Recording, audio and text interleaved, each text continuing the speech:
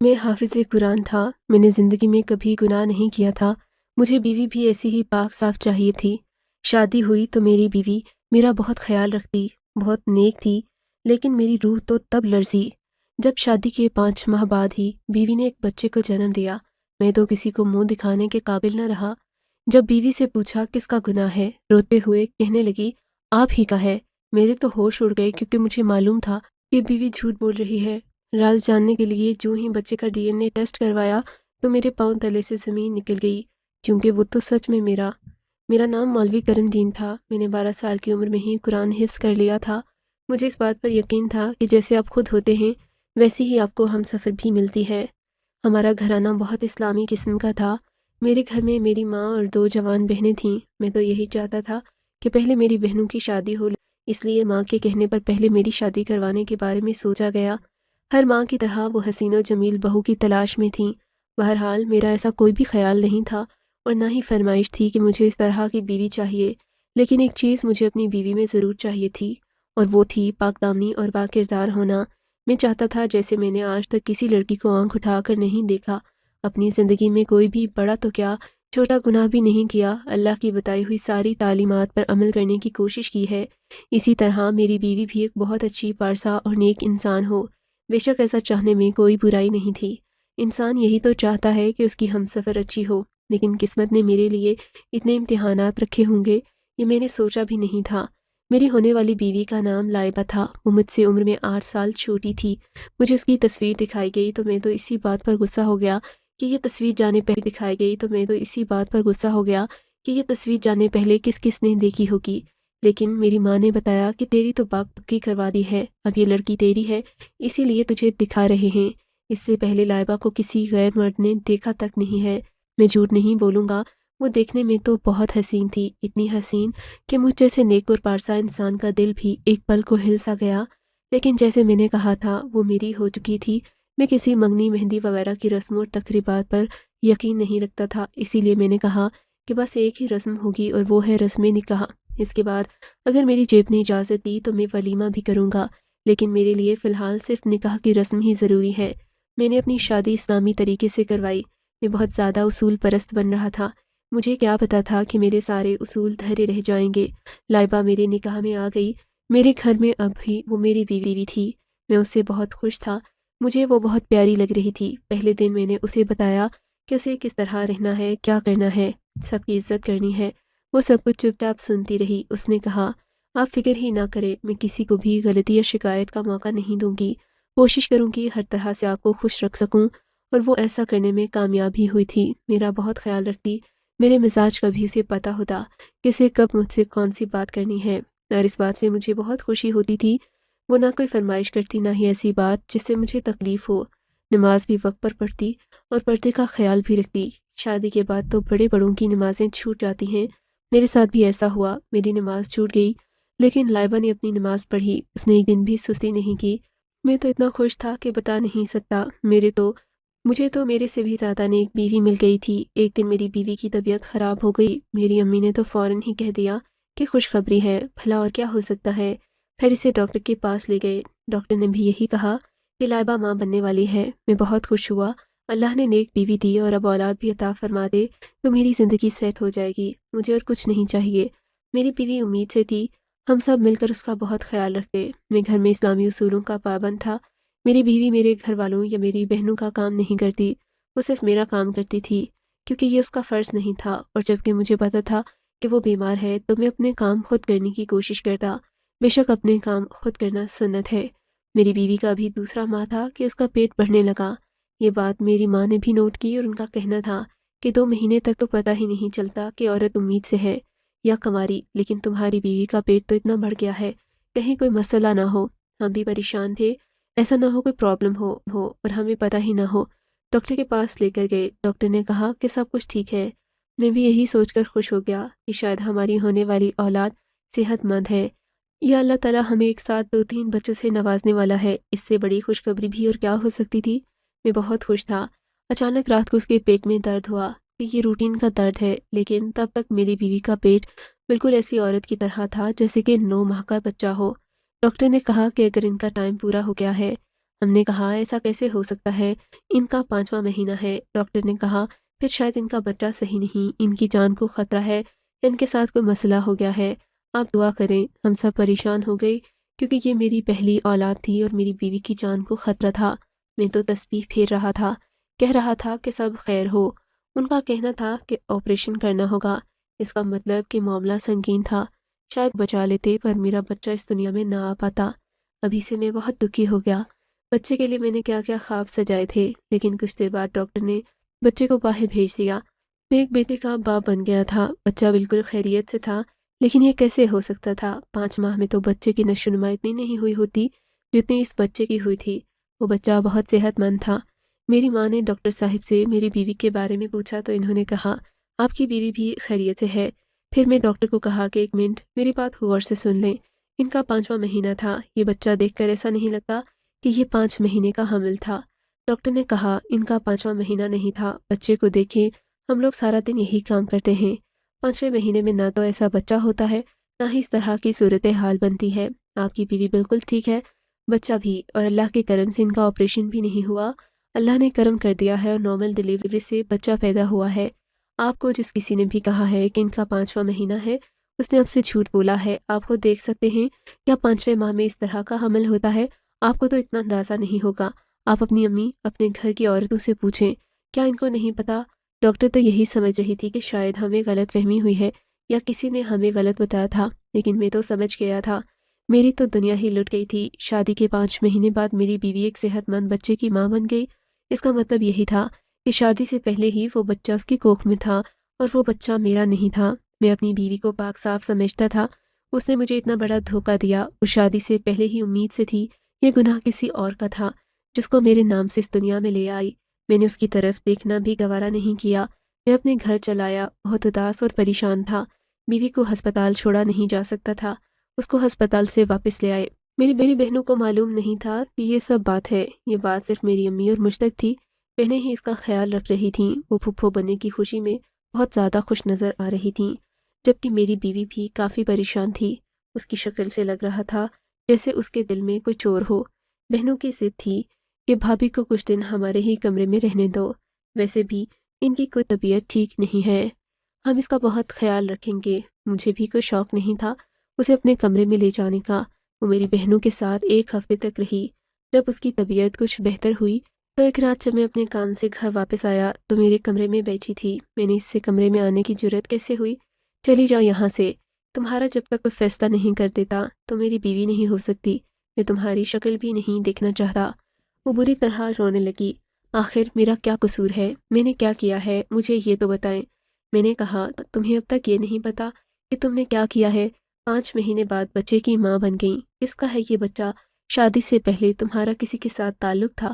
یہ سب مجھے تم پہلے بتا دیتی، میں تمہارے ساتھ کبھی شادی نہ کرتا۔ اتنی حسین لڑکی کا پہلے کوئی چکر نہ رہا ہو، یہ کیسے ممکن ہے؟ آج کل تو معاشرہ بھی بہت خراب ہے۔ توبہ توبہ، کس کا گناہ اٹھا کر ہمارے گھر میں لے آئی ہو؟ میری بیوی ہاتھ جوڑنے لگی۔ خدا کے لیے ایسی باتیں نہ کریں، ایسا کچھ نہیں ہے، یہ اولاد ہے آپ کی، میں نے ایسا کچھ نہیں کیا، میرا اللہ جانتا ہے کہ میں بے قصور ہوں۔ میں نے کہا خبردار، جو اپنی زبان سے اللہ کا نام لیا، اتنا بڑا گناہ کر کے اپنے شوہر کو دھوکہ دے کر، سارے معاشرے کے اصول توڑ کر اللہ کا نام تمہاری زبان سے اچھا نہیں لگ رہا۔ وہ بری طرح رو رہی تھی، بچہ بھی اسی کی گود میں تھا۔ میں نے کہا چلی جاؤ یہاں سے، خبردار جو اس کو بھی اس کمرے میں لے کر آئیں، میں کل ہی تمہارا کوئی فیصلہ کر دوں گا۔ میں کہیں منہ دکھانے کے قابل نہیں رہا، یہ بات میں کسی کو بتا کر اپنا تماشا نہیں بنانا چاہتا، لیکن ایسی عورت کے ساتھ میں رہ بھی نہیں سکتا جس نے مجھے اتنا بڑا دھوکہ دیا تھا، اور اس کی اولاد کو میں کیوں پالتا؟ وہ بچہ تو میرا تھا ہی نہیں، وہی ہوا جس کا ڈر تھا۔ جب محلے کی عورتوں کو پتہ چلا کہ بچہ اس گھر میں آ گیا ہے، بچے کی آواز محلے میں گونج رہی تھی، بچہ بہت روتا تھا۔ انہوں نے عجیب و غریب باتیں شروع کر دیں۔ 2 عورتیں امی سے ملنے آئیں۔ میری امی نے میری بیوی کو کہہ دیا کہ خبردار جو ان کے سامنے آئی بچے کو بھی لے کر نہ آنا، وہ تمہیں دیکھنے نہیں آ رہی۔ میری ماں کا بھی میری بیوی سے رویہ بہت بدل گیا تھا۔ عورت نے کہا کہ آپ کی بہو کا بچہ پیدا ہو گیا ہے، سنا ہے کہ بیٹے کی ماں بنی ہے، لیکن یہ کیسے ہو سکتا ہے کہ 5 مہینے کے بعد ہی بیٹے کی ماں بن گئی؟ کیا بچہ وقت سے پہلے پیدا ہو گیا؟ لیکن اگر وقت سے پہلے پیدا ہوتا، اسے آتا 5 ماہ میں تو کسی کی ڈیلیوری نہیں ہوتی، ہم نے نہیں سنی۔ پیچھے سے بچے کی رونے کی آواز آئی۔ آواز سے خاصا بڑا بچہ لگ رہا ہے۔ یہ بچہ آپ کے بیٹے کا نہیں ہے۔ میری ماں کیا کہتی؟ وہ تو ایسی معصوم عورت تھی۔ جب اسے لگا کہ یہ عورت تو میرے گھر پر بات کرنے کے لیے بیٹھی ہے تو انہوں نے سارا ملبہ میری بیوی پر پھینک دیا اور کہا اس نے ہمیں دھوکہ دیا ہے۔ ہمیں کیا پتہ تھا خاندان کی تھوڑی ہے، خاندان سے ہوتی تو کم سے کم تسلی تو ہوتی۔ بس اب ہم کیا کر سکتے ہیں؟ پھر میں نے کہا ایسی بات ہے تو گھر میں کیوں رکھا ہے؟ گھر سے نکال دو اس کو بھی اور اس کے گناہ کو بھی۔ میری بیوی چلاتی ہوئی اور اس کے بچے کو اٹھا کر سب کے سامنے آ گئی، کہنے لگی یہ گناہ نہیں ہے، میری اولاد ہے، تم لوگوں کو شرم آنی چاہیے کسی کے گھر میں آ کر ان کے معاملات میں ٹانگ اڑاتے ہوئے۔ خبردار جو میرے بچے کو گناہ کہا تم سب کو جان سے مار دوں گی۔ میری بیوی نے ڈنڈا اٹھا لیا اور عورتوں کی طرف لپکی۔ شاید وہ ان سب سے بہت پریشان ہو چکی تھی۔ اس نے سارا غصہ عورتوں پر ہی نکالنا تھا۔ میں گھر میں ہی تھا، اس پاگل کو روکو نہیں تو یہ کسی کی جان لے کر جائے گی، سارا الزام ہم پر آ جائے گا۔ میں نے اپنی بیوی کو روکنے کی خاطر اس کے منہ پر تھپڑ دے مارا۔ وہ بری طرح زمین پر گر گئی پر اپنے بچے کو بچا لیا۔ اس کے منہ سے بد دعا نکلی۔ اس نے کہا کہ مجھ پر یقین نہ کرنے والوں اور مجھے بد کردار کہنے والوں کو اللہ تم سب کو برباد کرے گا۔ میری بیوی دن رات یہی کہتی کہ یہ بچہ تمہارا ہے، میں نے تمہارے ساتھ کوئی بھی دھوکہ نہیں کیا، کوئی بے وفائی نہیں کی۔ میرا اللہ جانتا ہے مجھے اس کے اعتبار پر شک ہوتا کہ کوئی جھوٹ اتنے یقین سے نہیں بولتا۔ وہ میری آنکھوں میں دیکھ کر بولا کرتی، جھوٹا انسان آنکھوں میں دیکھ کر نہیں بولتا۔ مجھے بہت سچی لگتی تھی۔ میری ماں اس حادثے کے بعد اس بات پر لگی تھی کہ بس اسے فارغ کرو، اس گھر سے نکال دو، لیکن میں نے ساری زندگی اسلام کے اس گھر سے نکال دو لیکن میں نے ساری زندگی اسلام کے اصولوں کے مطابق گزاری تھی۔ مجھے میری بیوی کو صفائی کا حق دینا چاہیے تھا۔ میں نے کہا ہم اس بچے کا ڈی این اے ٹیسٹ کروائیں گے۔ جب میں نے ایسا کہا تو میرے گھر میں بہت لڑائی بنی۔ میری ماں نے کہا ڈی این اے ٹیسٹ سے کچھ نہیں ہوتا، یہ سب امیروں کے چونچلے ہیں۔ تم خود سوچو کہ کون سی عورت 5 مہینے میں بچہ پیدا کر سکتی ہے؟ ساری زندگی گزر گئی، ہزاروں عورتوں کے بارے میں سنا، اپنے خاندان کے بارے میں سوچو کیسا ہوا ہے؟ کیا تم نے کبھی سنا ہے؟ اپنے دوستوں سے پوچھو، یہ تمہاری زندگی اور وقت برباد کر رہی ہے۔ مرد کا کچھ نہیں جاتا، تمہارا بھی کچھ نہیں گیا، ابھی تو شادی کو پورا سال بھی نہیں ہوا ہے۔ لیکن میں نے ارادہ کیا تھا کہ میں اپنی بیوی کو ایک موقع ضرور دوں گا، نہیں تو وہ ساری زندگی سوچتی رہے گی کہ میں نے اس کو موقع نہیں دیا اور شاید میرے دل میں بھی یہ خلش رہے گی۔ ڈاکٹر کے پاس گیا، ڈاکٹر نے کہا اپنی بیوی اور بچے کو لے آئیں، انہوں نے ہمارے خون بعد آپ کو رپورٹ مل جائے گی۔ میں نے اپنی بیوی سے کہہ دیا 1 ہفتے بعد تمہاری قسمت کا فیصلہ ہو جائے گا، اگر یہ بچہ میرا نہیں تو اسی وقت تمہیں طلاق دے دوں گا۔ حالانکہ میں طلاق دینا نہیں چاہتا، اللہ تعالیٰ طلاق دینے والوں کو پسند نہیں کرتا، لیکن میں مجبور ہوں، اللہ دیکھ رہا ہے۔ یعنی کیسے پر میری بیوی کو اچانک سے صبر آ گیا۔ وہ پچھلے 2 مہینے سے بری طرح رو رہی تھی، سب کو یہ کہتی کہ یہ اولاد اس کی ہے، اس نے کچھ نہیں کیا، لیکن وہ خاموش ہو گئی۔ اس نے کہا ٹھیک ہے، 1 ہفتے بعد رپورٹ کے مطابق آپ جو بھی فیصلہ کریں گے مجھے منظور ہوگا۔ اگر آپ کو یقین آ جائے کہ یہ بچہ آپ کا نہیں تو بے شک آپ مجھے طلاق دینے میں 2 پل بھی نہ لگائیں، پر اگر یہ بچہ آپ کا ہوا تو پھر میں بھی آپ کو ایک فیصلہ سناؤں گی۔ ہفتے بعد رپورٹ میرے ہاتھ میں تھی۔ اس کمرے میں میری ماں بھی موجود تھی، میری بیوی کے گھر والے بھی، میں بھی اور کچھ رشتہ دار بھی، جن تک یہ بات پہنچ چکی تھی۔ میرا ایک کزن جو کہ نیا ڈاکٹر بنا تھا، ہم نے اسے رپورٹ کے بارے میں بتایا کہ وہ یہ رپورٹ ہم سب کو بتائے اور رپورٹ کو دیکھیں گے، کیونکہ وہی بہتر طریقے سے یہ کر سکتا تھا۔ اس نے رپورٹ پڑھی اور کہا کہ اس رپورٹ کے مطابق، جانے کیوں وہ آرام آرام سے بول رہا تھا اور یہ وقت مجھے بہت لمبا لگ رہا تھا۔ اس نے کہا کہ رپورٹ کے مطابق یہ بچہ آپ کا ہی ہے۔ سب حیران پریشان رہ گئے، ایسا کیسے ہو سکتا ہے؟ پھر اس نے ہم سب کو بتایا کہ کچھ عورتوں کا وجود بچے کو پیدا کرنے یا اس کی نشو و نما کرنے کے حوالے سے کمزور ہوتا ہے۔ اس طرح کچھ عورتیں ایسی بھی ہوتی ہیں جن کا نظام بہت تیز ہوتا ہے، عام عورتوں سے بہت تیز، جو 7ویں مہینے میں ایک صحت مند بچہ پیدا کر سکتی ہیں۔ شاید آپ کی بیوی ان بہت کم عورتوں میں سے ہے جس نے 5 ماہ میں بچے کو پروان چڑھا لیا۔ آپ کی بیوی نے آپ سے کوئی بے وفائی نہیں کی۔ سب حیران پریشان تھے۔ میری ماں تو اب بھی یہ بات نہیں تھی، لیکن میں مان چکا تھا۔ پھر وہاں پر کچھ بحث ہوئی، میری ماں کو بھی منا لیا گیا۔ میں نے اپنی بیوی سے معافی نہیں مانگی، بس اتنا کہا چلو کوئی بات نہیں، غلطی ہو گئی۔ لیکن پھر جب میری بیوی بولی تو اس نے ہم سب کو حیران کر دیا۔ یہ بچہ انہی کا ہے اور یہ بات اب ثابت بھی ہو گئی ہے کہ میں نے کوئی گناہ نہیں کیا، میں نے بے وفائی نہیں کی، لیکن ان 2 مہینوں میں اس خاندان نے مجھے اس قدر ذلیل و رسوا کیا، مجھے خون کے آنسو رلائے، مجھے دن رات بے وفا، بد کردار، بد چلن کہتے رہے۔ میرے اپنے شوہر نے اپنی اولاد کو ایک بار بھی گود نہ اٹھایا، ایک بار بھی نہیں سوچا کہ میں ایسا کیسے کر سکتی ہوں، مجھ پر بھروسہ نہیں کیا، اور اب جب یہ بات ثابت ہو گئی ہے تو ان کی آنکھوں میں ذرا بھی ندامت نہیں ہے۔ مجھ سے معافی مانگنے کی بجائے بس یہ کہہ رہے ہیں کہ اچھا مجھ سے غلطی ہو گئی ہے۔ غلطی نہیں، گناہ تھا۔ اسلام میں کسی پر جھوٹی تہمت لگانا بھی بہت بڑا گناہ ہے، اس کی سزا بھی بہت بری ملے گی، بھی اور اس دنیا میں بھی۔ مجھے ان کے ساتھ نہیں رہنا، مجھے ان کا نام اپنے نام کے ساتھ نہیں رہنا، مجھے اپنا بچہ ان کے نام سے پرواہ نہیں چڑھانا۔ میں اپنے بچے کے لیے خود سے کچھ کروں گی۔ میں اسے ایسے باپ کا نام نہیں دینا چاہتی جس میں اسے قبول کرنے کی ہمت نہیں تھی، جس رشتے میں اعتبار نہیں ہوتا۔ بھلا وہ رشتہ کیا رہ سکتا ہے؟ خدا تو کہتا ہے کہ لوگوں کو اس طرح معاف کرو جیسے مجھ سے معافی کی امید رکھتے ہو۔ اگر یہ مجھے برا سمجھ بھی رہے تھے، مجھے غلط سمجھ بھی رہے تھے، تو کم سے کم مجھے معاف کر سکتے تھے، لیکن انہوں نے تو ایک پل کو بھی میرا اعتبار نہیں کیا، مجھے ایسی باتیں سنائیں، ایسے زخم دیے کہ وہ زندگی بھر کبھی نہیں بھولیں گے۔ میں اس شخص کے ساتھ نہیں رہنا چاہتی۔ میرے خیال سے میرا مذہب صرف اس بات پر ہی علیحدگی کی اجازت دیتا ہے کہ میں اس مرد کے ساتھ بالکل نہیں رہنا چاہتی۔ میرے شوہر کا یہ قصور ہے کہ اس نے میرا اعتبار نہیں کیا، اس نے مجھے بری طرح توڑ دیا۔ وہ میرا بچہ تھا، میری بیوی تھی، میں بہت شرمندہ تھا، لیکن وہ ابھی میرے ساتھ نہیں رہنا چاہتی تھی۔ وہ اپنے میکے چلی گئی اور 7 مہینے تک وہیں پر رہی۔ میں اپنی اولاد کو دیکھنے کے لیے ترس گیا، میں اپنی اولاد کو گود اٹھانا چاہتا تھا۔ اس بیچ لوگ اسے سمجھاتے رہے کہ دیکھو یہ بات ہی ایسی تھی، اس کی جگہ کوئی بھی مرد ہوتا تو ایسا ہی رد عمل دیتا، تو اللہ کے لیے اسے معاف کر دو۔ اس کا کہنا تھا کہ یہ میری اولاد کا باپ ہے، اس لیے میں اسے معاف کر دیتی ہوں، لیکن مجھ سے پہلے کی طرح رہنے کی امید نہ رکھیں۔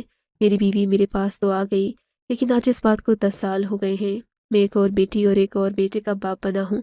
میری فیملی مکمل ہے، میرے بچے ہیں، میری خوبصورت بیوی میرے ساتھ ہے، لیکن سچ کہوں تو میں نے اسے کھو دیا ہے۔ پہلے وہ مجھ سے بہت محبت کرتی، میرا خیال رکھتی، لیکن اب مجھ سے نفرت کرتی ہے۔ میں اپنا فرض پورا کرتی ہے، مجھے میری بیوی واپس مل گئی، لیکن اس نہیں ملی۔ میرا اس کی روح پر قبضہ ختم ہو گیا، صرف اس کا جسم میرے پاس رہ گیا۔ یہ کہنا چاہوں گا کہ عورت کا دل سمندر سے بھی زیادہ گہرا ہوتا ہے۔ اس میں بات بہت دور تک جاتی ہے اور وہ وہیں پر محفوظ ہو جاتی ہے۔ عورت اسے کبھی نہیں بھولتی۔ میں نے اور میری ماں نے اسے بہت باتیں سنائی تھیں، اسے بد کردار کہا تھا، ایسی باتیں بھی بولی تھیں جو ایک عورت کبھی سننا نہیں چاہتی۔ میری بیوی بہت نیک اور پاک تھی، ایسی باتیں سننے کی وہ مستحق نہیں تھی۔ مجھ سے بہت بڑی غلطی ہو گئی کہ جس رشتے میں اعتبار نہیں ہوتا اس رشتے میں کچھ نہیں ہوتا۔ اگر اسی وقت میں نے اس کا اعتبار کیا ہوتا اور کہا ہوتا کہ مجھے تم پر یقین ہے، یہ اولاد میری ہے، تم ایسا نہیں کر سکتی، تو آج میری بیوی میری غلام بن چکی ہوتی، مجھے اس سے بھی زیادہ محبت کرتی جتنی محبت پہلے کرتی تھی۔ وہ سچ کہتی ہے، اتنے بڑے خدا کو ماننے والے انسان کی سوچ اتنی چھوٹی ہوتی تھی۔ بس میری زندگی گزر رہی ہے، لیکن میری بیوی پہلے جیسی نہیں رہی۔ اب آپ بتائیں میں اسے منانے کا کون سا طریقہ اختیار کروں کہ وہ سب کچھ